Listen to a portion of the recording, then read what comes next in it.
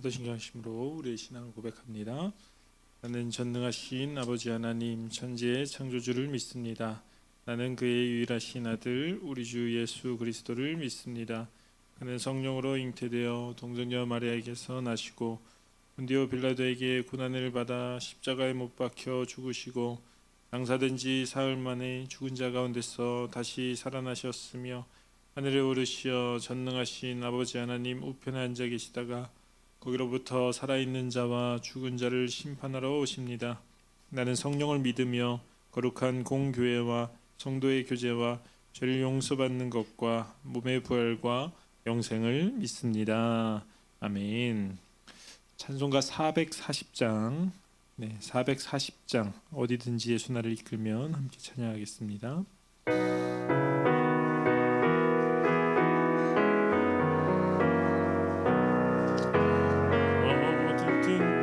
예수 나를 이끌면 어디든지 예수 함께 가려네.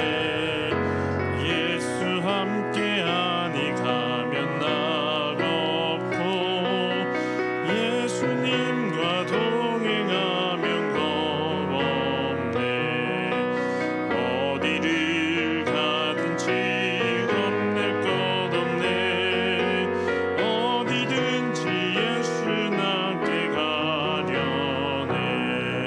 세상 친구 모두 나를 떠나도 주와 동행하면 외로움 없겠네. 가는 길이 위태하고 험해도 어디든지 예수 함께 가려네. 어디를 가든지 겁낼 것 없네. 예수 함께 가려네. 모든 그들 나를 애워쌀 때에 주와 함께 계신 믿고 자려네. 죽은 의의 천국에서 깨어나 예수 함께 길이 길이 살리라. 어디를 가든지 겁낼 것 없네. 어디든지 예수 함께 가려네. 아멘. 오늘 하나님께서 우리에게 주신 말씀 민수기서 1장 20절부터 46절까지 말씀입니다. 민수기 1장 20절부터 46절까지 말씀입니다.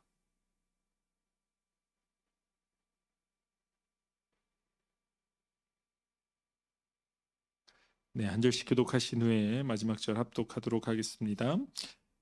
이스라엘의 장자 르우벤의 아들에게서 난 자를 그들의 종족과 조상의 가문에 따라 20세 이상으로 싸움에 나갈 만한 각 남자를 그 명수대로 다 계수하니 르우벤 지파에서 계수된 자는 46,500명이었더라. 시므온의 아들들에게서 난 자를 그들의 종족과 조상의 가문에 따라 20세 이상으로 싸움에 나갈 만한 각 남자를 그 명수대로 다 계수하니 시므온 지파에서 계수된 자는 59,300명이었더라. 가세 아들들에게서 난 자를 그들의 종족과 조상의 가문에 따라 20세 이상으로 싸움에 나갈 만한 자를 그 명수대로 다 계수하니 갓 지파에서 계수된 자는 45,650명이었더라. 유다의 아들들에게서 난 자를 그들의 종족과 조상의 가문에 따라 20세 이상으로 싸움에 나갈 만한 자를 그 명수대로 다 계수하니 유다 지파에서 계수된 자는 74,600명이었더라. 이사갈의 아들들에게서 난 자를 그들의 종족과 조상의 가문에 따라 20세 이상으로 싸움에 나갈 만한 자를 그 명수대로 다 계수하니 이세갈 지파에서 계수된 자는 54,400명이었더라. 스불론의 아들들에게서 난 자를 그들의 종족과 조상의 가문에 따라 20세 이상으로 싸움에 나갈 만한 자를 그 명수대로 다 계수하니 스불론 지파에서 계수된 자는 57,400명이었더라. 요셉의 아들 에브라임의 아들들에게서 난 자를 그들의 종족과 조상의 가문에 따라 20세 이상으로 싸움에 나갈 만한 자를 그 명수대로 다 계수하니 에브라임 지파에서 계수된 자는 4만 500명이었더라. 므낫세의 아들들에게서 난 자를 그들의 종족과 조상의 가문에 따라 20세 이상으로 싸움에 나갈 만한 자를 그 명수대로 다 계수하니 므낫세 지파에서 계수된 자는 4만 2,200명이었더라. 베냐민의 아들들에게서 난 자를 그들의 종족과 조상의 가문에 따라 20세 이상으로 싸움에 나갈 만한 자를 그 명수대로 다 계수하니 베냐민 지파에서 계수된 자는 3만 5,400명이었더라. 단의 아들들에게서 난 자를 그들의 종족과 조상의 가문에 따라 20세 이상으로 싸움에 나갈 만한 자를 그 명수대로 다 계수하니 단 지파에서 계수된 자는 6만 2,700명이었더라. 아셀의 아들들에게서 난 자를 그들의 종족과 조상의 가문에 따라 20세 이상으로 싸움에 나갈 만한 자를 그 명수대로 다 계수하니 아셀 지파에서 계수된 자는 4만 5,500명이었더라. 납달리의 아들들에게서 난 자를 그들의 종족과 조상의 가문에 따라 20세 이상으로 싸움에 나갈 만한 자를 그 명수대로 다 계수하니 납달리 지파에서 계수된 자는 5만 4,000명이었더라. 이 계수함을 받은 자는 모세와 아론과 각기 이스라엘 조상의 가문을 대표한 12지휘관이 계수하였더라. 이같이 이스라엘 자손이 그 조상의 가문에 따라 20세 이상으로 싸움에 나갈 만한 이스라엘 자손이 다 계수되었으니 함께 읽겠습니다. 계수된 자의 총계는 60만 3,550명이었더라. 아멘. 아멘. 기도하겠습니다. 사랑의 하나님 감사합니다. 오늘도 귀한 날 또 월요일 새벽 하나님께 나와 예배로 시작하게 하심을 감사합니다. 오늘 예배 가운데 하나님 은혜 내려주시고 우리의 마음을 들여 주님께 믿음으로 고백하는 또 순종하는 귀한 시간 되게 하여 주시옵소서. 또 귀한 예물 올려드렸습니다. 이 예물 기뻐 받아주시고 이 기도의 제목들 가운데 하나님의 응답과 역사가 있게 하여 주시옵소서. 사랑이 많으신 예수님의 이름으로 기도합니다. 아멘. 네, 요한복음이 이제 지난주 토요일 날 끝나고 어제부터 민수기 말씀의 묵상으로 시작되고 있습니다.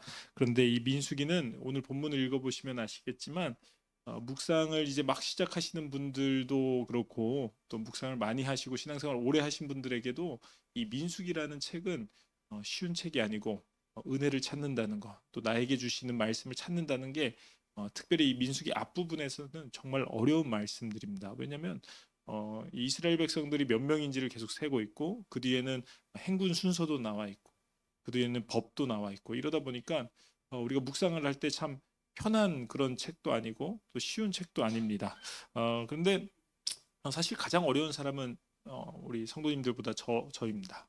네, 왜냐면 이 말씀을 설교해야 되는데 방금 읽어보시면 아시겠지만 주문을 외운 것 같죠. 계속 똑같은 말들, 똑같은 숫자들이 계속 나오고 끝나버립니다. 그러니까 이 말씀 보면서 이걸 어떻게 설교해야 되는지 또 큐티에 따라서 이제 본문 말씀에 따라서 이제 설교를 하다 보니까 해야 되긴 하는데 이 말씀을 어떻게 풀어야 되고 어떻게 나에게 적용해야 되는지에 대한 충분한 고민들이 많은 그런 본문일 수밖에 없다는 것입니다. 그런데 이 하나님 나라의 관점에서 보고 제사장 나라의 관점에서 봤을 때 이 민수기라는 책은 엄청난 은혜의 책이고 축복의 책입니다. 왜냐하면 이스라엘 백성들, 특별히 아브라함으로 시작된 이 믿음의 가문들에게 보여주신 하나님의 약속의 성취를 보여주는 것이기 때문입니다. 우리는 그냥 막 숫자만 읽었죠. 이 가문이 몇 명이고 이 가문이 몇 명이고 이렇게 돼 있지만 사실 이 가문들에게 이 계수의 작업은 하나님이 약속하신, 특별히 아브라함에게 말씀하셨던 그 너의 자녀들이, 너의 가문들이 바다의 모래알처럼 하늘의 별처럼 무성해지고 많아질 것이다라고 약속하셨던 그 약속의 말씀이 성취된 본문 말씀을 보여주고 있다는 것이죠. 그러니까 우리는 그냥 이게 뭐 12지파 이름도 헷갈리고 또 숫자도 헷갈리고 이렇게 보는 것이 아니라 하나님이 그 아브라함에게 주셨던 그 약속의 말씀, 특별히 하나님 나라에 대한 약속의 말씀이 오늘 이 민수기를 통해서 성취되었다는 것을 우리 안에 깨닫고 나아가야 한다는 것입니다. 더불어서 이것은 하나님 나라의 약속의 성취일 뿐만 아니라 하나님 나라는 반드시 확장하고 번성한다를 보여주는 것입니다. 어떻게 보면 아브라함에게 주셨던 이 축복의 말씀을 넘어서서 창세기 1장에 나와 있는 너희들은 생육하고 번성하고 확장하고 통치하라라는 이 아담에게 주셨던 말씀이 이 아브라함과 아브라함의 가문을 통해서 일어났다는 것입니다. 저는 오늘 이 말씀을 통해서 우리 역시도 이 말씀을 은혜로 받으시고 나도 하나님 나라의 약속의 말씀이 나의 삶 가운데 이루어지고 나의 가문 가운데 이루어지고 또 하나님 나라의 그 복음의 확장이 나의 삶 가운데 나의 가정의 삶 가운데 일어나시길 간절히 소망하겠습니다. 그래서 이 민수기의 개관을 먼저 보시면 어제가 이제 민수기 1장의 시작이었습니다. 그래서 1장 1절을 먼저 한번 보셔서 이 민수기가 어떤 책인지를 먼저 설명을 좀 해드리고 시작하도록 하겠습니다. 1장 1절을 보시면 이렇게 되어 있습니다. 이스라엘 자손이 애굽 땅에서 나온 후 둘째 해 둘째 달 첫째 날에 여호와께서 시내 광야 회막에서 모세에게 말씀하여 이르시되라고 되어 있습니다. 자, 이 민수기 그러니까 숫자를 세라라고 명령을 하신 너희들이 싸울 만한 군사들이 몇 명인지 숫자를 세라고 말씀하신 이 명령이 언제 일어났다고 나와 있습니까?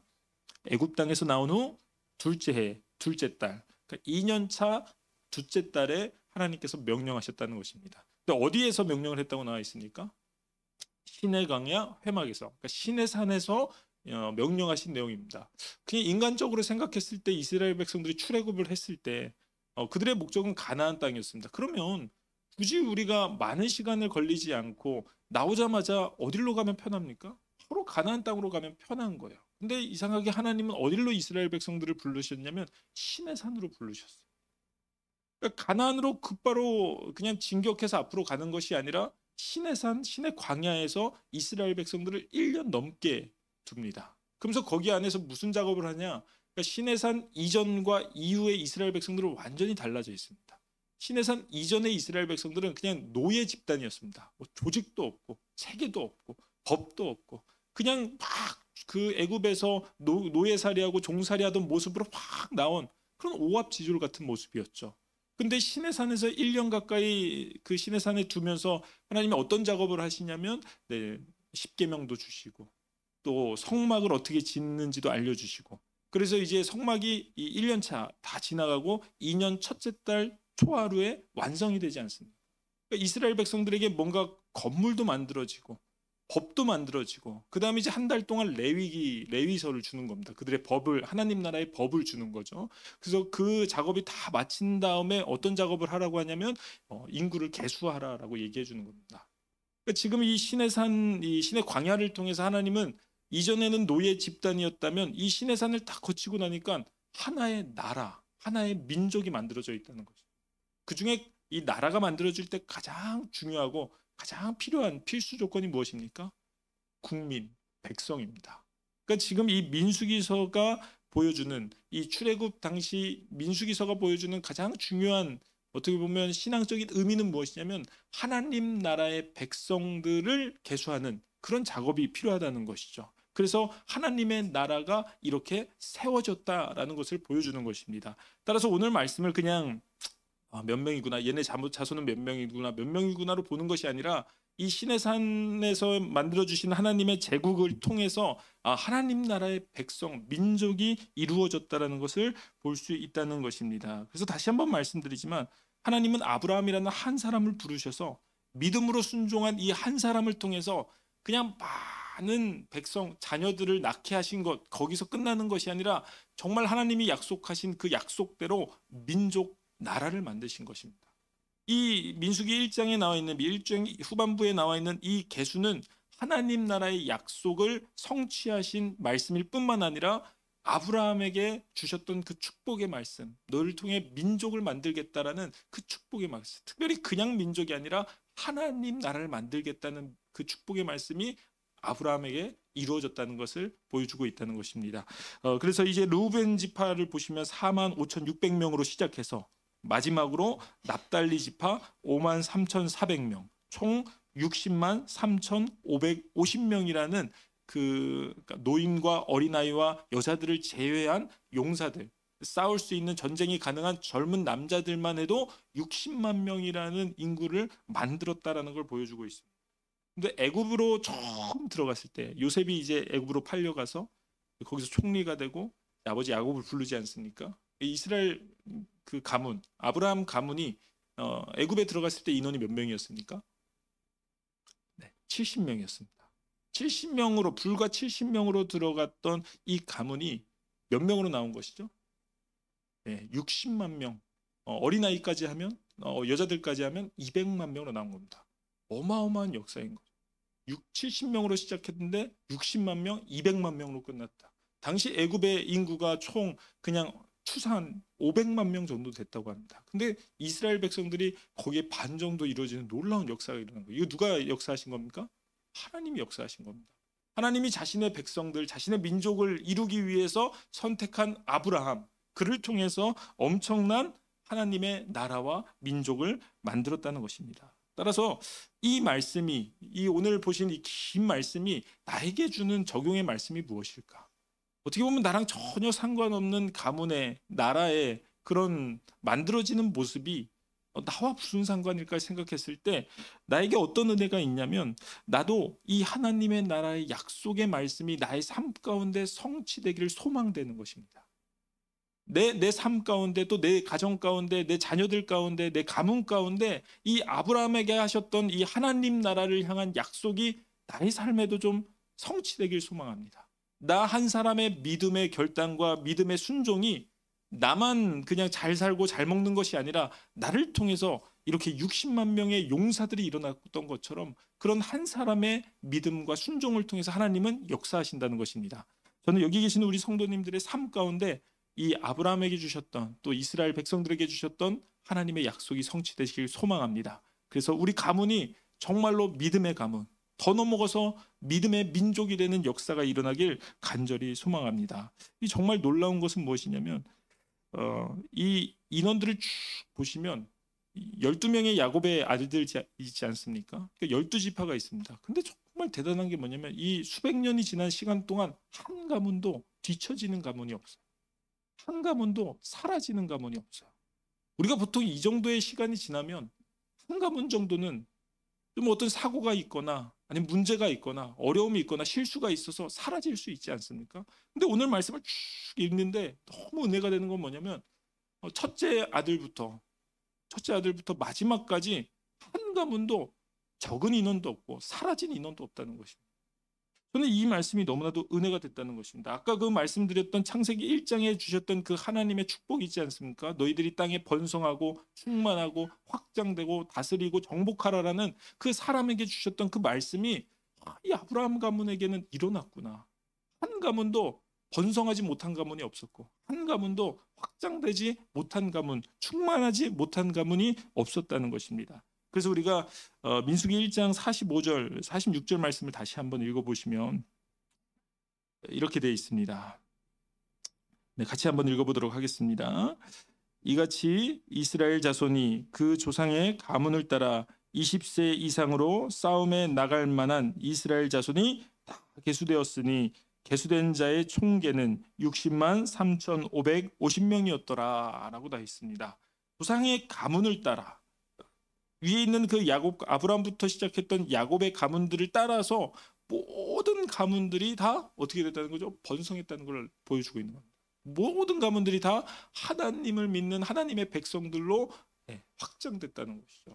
저는 이 마지막 결론의 말씀을 통해서 내 삶과 내 가족도 내 자녀들도 좀 이렇게 되었으면 좋겠다.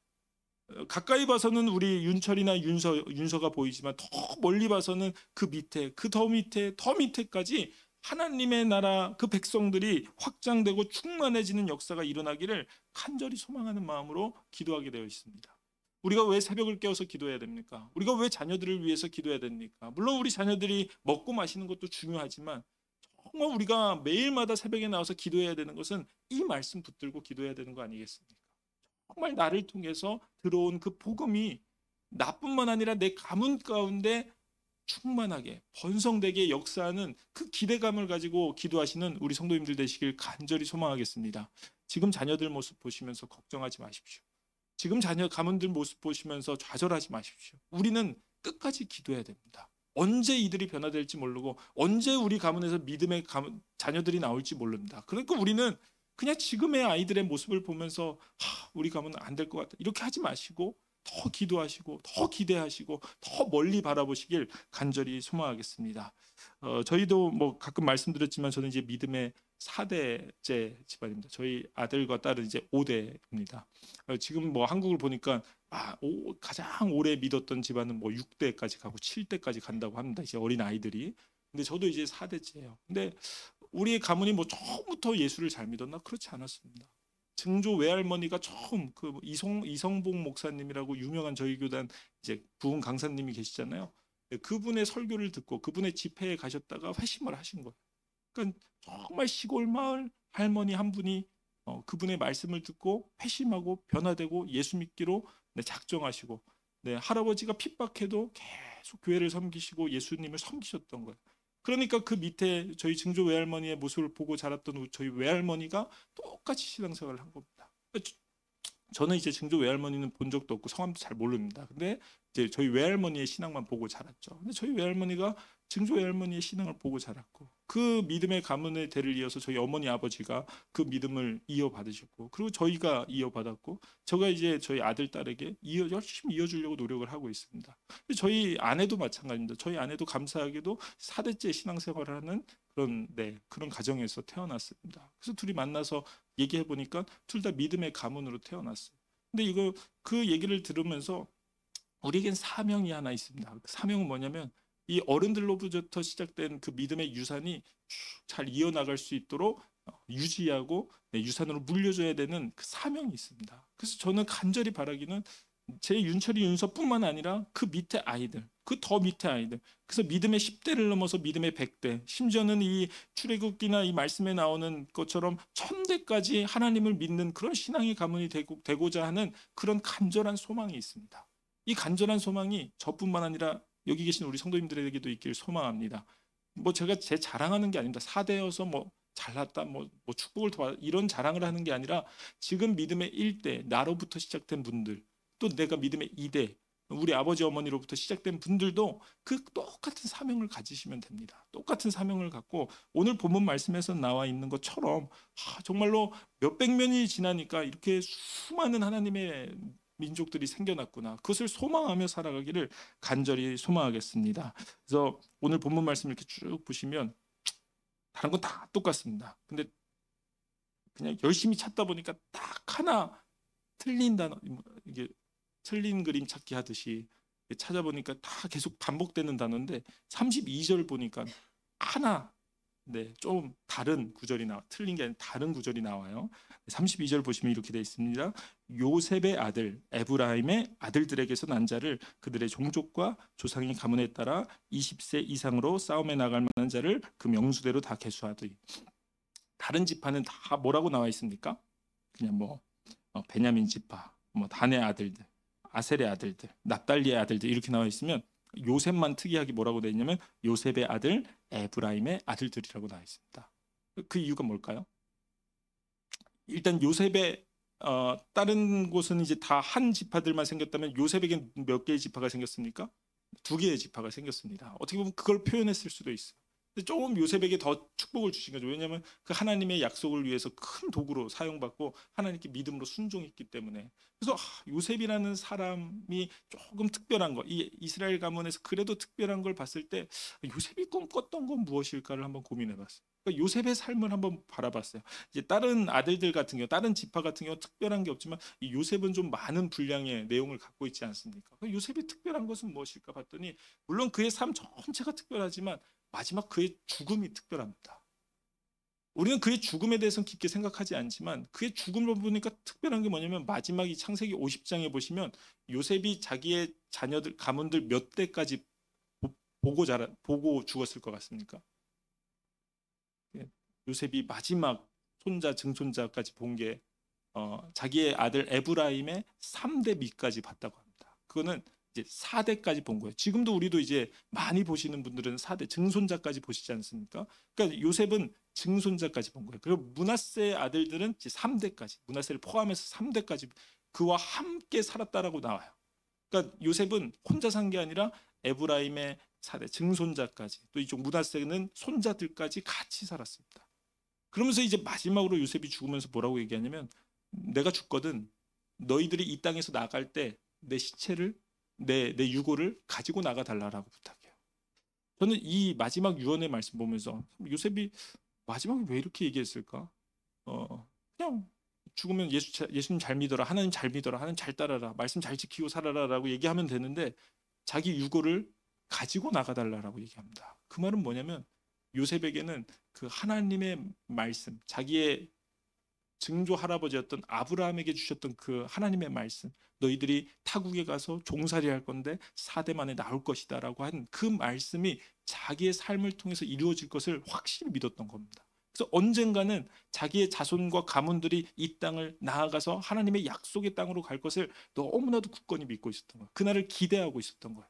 자기의 자녀들이 번성해서 이 땅을 나갈 것을 기대하고 있었다. 그래서 저는 이 요셉을 통해서 무엇을 배우냐면 정말 멀리 바라보는 거예요. 정말 멀리 바라보고 또 그 안에 하나님의 그 약속의 말씀, 축복의 말씀을 바라보는 눈이 있구나라는 것을 볼 수 있었습니다. 저는 우리들이 그런 사람들이 되길 소망합니다. 그냥 현실만 바라보고 살아가지 마시고 오늘만 바라보고 살아가지 마시고 그냥 내 바로 밑에 있는 자녀들만 바라보고 살지 마시고 멀리 바라보시고 또 그 안에 하나님의 약속이 성취되고 하나님의 약속이 내 삶과 내 가문들 가운데 이루어질 것을 기대하시면서 늘 기도하시길 소망하겠습니다. 정말 우리가 그래서 하나님 나라에 가는 그날까지 우리 가문의 기도의 용사로서 또 이 믿음의 유산을 전해줄 축복의 용사들로서 늘 기도하시고 가문을 위해서 축복하시는 우리 성도님들 되시길 간절히 소망하겠습니다. 기도하겠습니다.